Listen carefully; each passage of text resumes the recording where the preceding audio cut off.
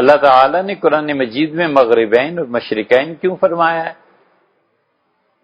آپ صحیح کہتے ہیں کہ پلورل فارم میں استعمال ہو رہا ہے لوگوں کے محاورے کے مطابق۔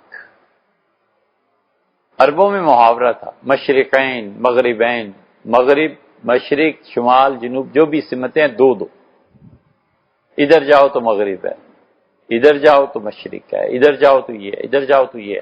محاورہ ایسے ہی تھا، اللہ نے ان کی زبان میں قرآن نازل کیا۔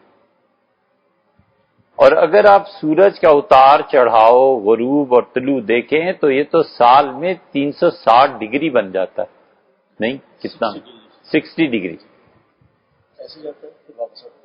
60 ڈگری آپ صحیح فرمائیں، 60 ڈگری یہ بن جاتا ہے۔ اللہ نے دوسری جگہ بھی تو قرآن میں کہا ہے، وہ آیت کریمہ آپ کے ذہن میں نہیں آئی؟ اللہ نے فرمایا رب المشارق والمغارب، بہت سے مشرقوں کا پروردگار، بہت سی مغربوں کا پروردگار۔